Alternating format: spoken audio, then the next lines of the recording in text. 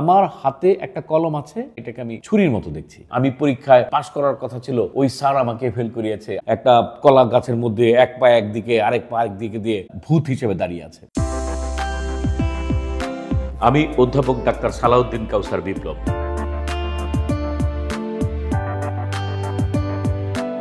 আমি গেলাম রেস্টুরেন্টে, গিয়ে দেখি আমার ক্লোজ ফ্রেন্ড অথবা আমার বান্ধবী অন্য একজন ছেলের সাথে বসে নাস্তা করছে, অথবা এমন একজনের সাথে বসে সময় কাটাচ্ছে যেটাতে আমি জেলাস ফিল করছি। অথবা এই ধরনের ঘটনা বিবাহিত জীবনে আমরা যখন ছাত্র বা বিভিন্ন রিলেশনশিপ মেনটেন করি তখন কিন্তু প্রায়ই ঘটতে পারে, এমনকি প্রফেশনাল লাইফেও সেটা ঘটতে পারে। জীবনের যে কোনো সময় এই ধরনের ঘটনা ঘটতে পারে যে একজন মানুষ, আমার কাছের মানুষ, আরেকজনের সাথে গল্প করছে, আরেকজনের সাথে সময় কাটাচ্ছে। এই যে বিষয়গুলো আমরা কি সবাই সবসময় একেবারে দেখেই কি বুঝে নেই যে আসলে সত্যি ঘটনাটা কি? ধরুন আমি একজনকে শত্রু মনে করি, অথবা সত্যি সত্যি কোনো না কোনো কারণে আমার সাথে তার এক ধরনের এনিমির মতো সম্পর্ক তৈরি হয়েছে। এটা সম্পত্তির কারণে হতে পারে, অর্থনৈতিক কারণে হতে পারে, কোনো একটা রিলেশনের কারণে হতে পারে। কিন্তু একদিন গভীর রাত্রে আমি একা একা বাসার দিকে যাচ্ছি, উনিও ঝাপসা ভাবে উল্টা দিক থেকে হাতে কিছু একটা নিয়ে আমার দিকে আসছে। আমার কি মনে হবে? আমার মনে হবে আমাকে অ্যাটাক করতে আসছে, আমার মনে হবে আমাকে মারতে আসছে, আমার মনে হবে এমন কিছু মনে হবে যেটা আসলে কখনো আমি এক্সপেক্ট করি না। এই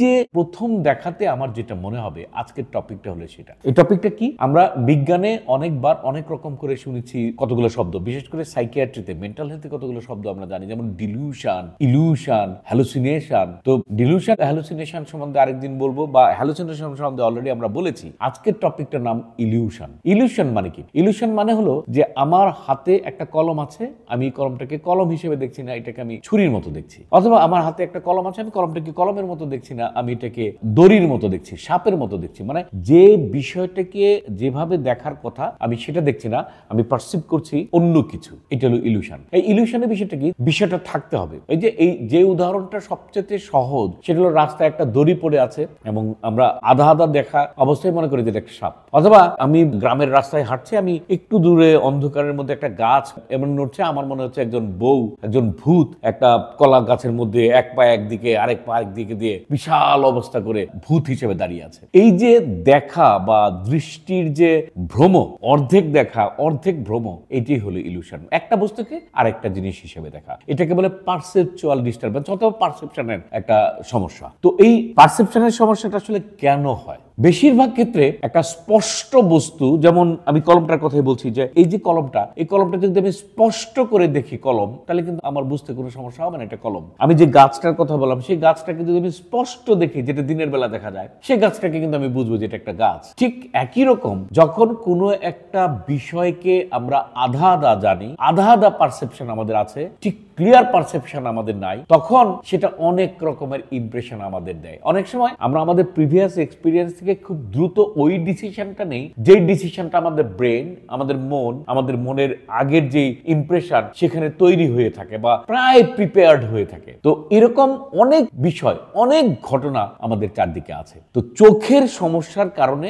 যেটা হয় সেটাও হতে পারে, সেটাকে আমরা বলছি অপটিক্যাল ইলিউশন। তো সবই এটাকে বলে যে চোখের কারণের ইলিউশন। আর ফিগার বা স্টিমুলেশন বা বস্তুর যে ইলিউশনাল প্রবলেমটা হয়, এটাকে বলছে কগনিটিভ ইলিউশন। কগনিটিভ মানে বোধ শক্তি, বোধ, চিন্তা। তাহলে আমি যখন একজন মানুষকে মনে করবো যে আমার ক্ষতি করছে, আমার শত্রু, আসলে সে আমার শত্রু নাও হতে পারে। আমি যদি মনে করি যে সে আমার রিলেশন নষ্ট করে ফেলছে, আমি যাকে পছন্দ করি, ভালোবাসি, তার সাথে একটা সম্পর্ক তৈরি করছে, আমি একটা কগনিটিভ ইলিউশনের মধ্যে পড়ে গেলাম। সত্য কিন্তু নাও হতে পারে। তো ব্রেন যখন জানে, মন যখন জানে যে এটা এরকম হতে পারে, তখন কিন্তু তাড়াতাড়ি ওই ডিসিশনটা নিয়ে ফেলি আমরা। এটাই আমি বলছি যে আমরা যাতে এই কাজটা না করি। প্রথম দেখাতেই বা প্রথম বিষয়ে কোনো একটা বস্তুর প্রতি, কোনো একটা চিন্তার প্রতি, কোনো একটা রিলেশনশিপের প্রতি, কোনো একটা মানুষের প্রতি, কোনো একটা অবস্থার প্রতি আমরা যাতে এক্সট্রিম কোনো ডিসিশন নিয়ে না নিয়ে ফেলি, কারণ এটা একটা কগনিটিভ ইলিউশন হওয়ার সম্ভাবনা থাকে, একটা আশঙ্কা থাকে। সেক্ষেত্রে কগনিটিভ ইলিউশনের কারণে যদি আমি একটা বড় ধরনের ডিসিশন নিয়ে ফেলি, না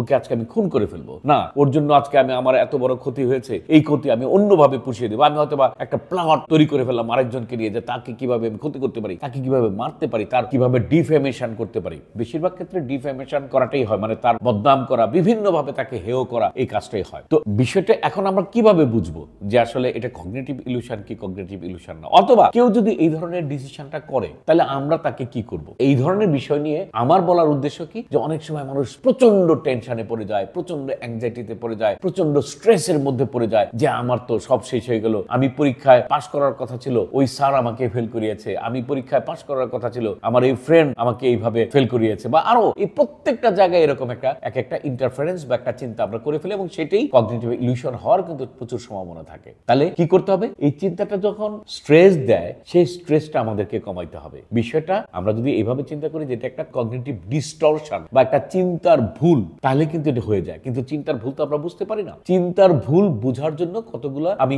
ছোট্ট একটা বিষয় বলে দিই, এটা আসলে অনেক বড় বিষয়, তারপরে বলি এভিডেন্স সিকিং, যে এটার পজিটিভ দিকে কি কি পয়েন্ট আছে, আবার আসলে পজিটিভ দিকে কি কি পয়েন্ট নাই, নেগেটিভ দিকে কি কি পয়েন্ট আছে, নেগেটিভ দিকে কি কি পয়েন্ট নাই। এই বিষয়গুলো আমার নিজেকে আমি বলবো, নিজের মতো করে আমার নিজেকে বলবো, আচ্ছা বিপ্লব, এটা কি সত্যি? আমি যা ভাবছি এটা কি সত্যি? এটা তো এরকম হওয়ার কথা না, ওর তো এরকম রিলেশনশিপ আছে, বা মানে আমার দিকে যতগুলো পজিটিভ পয়েন্ট আছে সেটা আমি ভাববো, এমনকি পজিটিভ পয়েন্টগুলো আমি লিখে ফেলবো। লিখার পরে আমি দেখার চেষ্টা করবো যে আসলে সত্যি কোনটা। আইনস্টাইন এই বিষয়ে একটা কথা বলেছেন, the greatest illusion in the world is the illusion of separation. মানে হলো যে কোন একটা বস্তু বা কোন একটা রিলেশনশিপের বা কোন একটা কিছুর দূর থেকে আমাদের যে ইমপ্রেশনটা তৈরি হয়, আমরা যতই কাছে যাই ইমপ্রেশন চেঞ্জ হতে থাকে, আরো কাছে গেলে আরো চেঞ্জ হতে থাকে। তার মানে একটা বস্তু অনেক রকমের ইলিউশন আমাদের মধ্যে তৈরি করতে পারে, একটা বস্তু অনেক রকমের চিন্তার জায়গা আমাদের মধ্যে তৈরি করতে পারে। আপনি যত কাছে যাবেন, আমরা যত কাছে যাব, রিয়েল ফ্যাক্টটা তত বের হয়ে আসবো। সেই কাছে যাওয়ার পদ্ধতির মধ্যে একটা হলো ব্রেন স্টর্মিং করা, নিজেকে চিন্তার মধ্যে নিয়ে আসা এবং বিভিন্ন এভিডেন্স সিক করা। এভিডেন্স সিক করতে করতে করতে করতে সত্যের কাছাকাছি যাওয়া। আর যদি সেটাতে না হয় তাহলে অবশ্যই প্রফেশনালের হেল্প আমরা নিব, কারণ এটা তো আমাকে যন্ত্রণা দিচ্ছে, এটা তো আমাকে কষ্ট দিচ্ছে, এটা তো আমার ধরনের ডেইলি লাইফের অ্যাক্টিভিটিকে হ্যাম্পার করছে। তো আমার ডেইলি লাইফের অ্যাক্টিভিটি হ্যাম্পার করার মতো অ্যাংজাইটি যখন তৈরি হয়, সেটা তো আমাকে শান্তি দিচ্ছে না। সুতরাং ইলিউশন যে বিষয়টা বস্তু জগতের বাইরেও মানুষের চিন্তার জগতের মধ্যে আসতে পারে, সেটা আমরা ভাবি। আমাদের হাজার রকমের রিলেশন, আমাদের হাজার রকমের মিসকনসেপশন, আমাদের হাজার রকমের ডিস্টরশন, চিন্তার ভুল থাকতে পারে। সুতরাং প্রথমেই ডিসিশন না নিয়ে, একটা এক্সট্রিম ডিসিশন না নিয়ে আমরা একটা সঠিক তথ্য জানার চেষ্টা করি। আজকালকার সোশ্যাল মিডিয়ার যুগ, আজকালকার এই যে মিস ইনফরমেশনের যুগ, অনেক ক্ষেত্রে দেখা যায় যে গুজবের যুগ। যদিও এই কথাটা মানতে ইচ্ছা হয় না বা মানতে চাই না, তারপরেও এই বিষয়ে কোনো একটা ইমপ্রেশন তৈরি করার সাথে সাথে যাতে আমরা বিশ্বাস করে না ফেলি, নিজের অ্যাংজাইটিটাকে অন্তত আমরা নিজেই যাতে না বাড়াই, নিজে বাড়ানোর এই প্রসেসটা কমিয়ে আনার জন্য এভিডেন্স সিক করি। এমন অনেক বৈজ্ঞানিক এবং অজানা তথ্য আমরা প্রতিনিয়তই দিতে থাকবো আমাদের এই চ্যানেলটিতে। সাবস্ক্রাইব করুন, আপনার বন্ধু বান্ধবদের সাথে শেয়ার করুন, আপনি জানুন এবং ওনাদেরকেও আপডেটেড থাকার জন্য সহায়তা করুন। একই সাথে আমাদের ফেসবুক পেজ, যেখানে এই তথ্যগুলো প্রতিনিয়ত যাবে, সেখানেও কানেক্টেড থাকুন, ফলো করুন। সবাইকে ধন্যবাদ।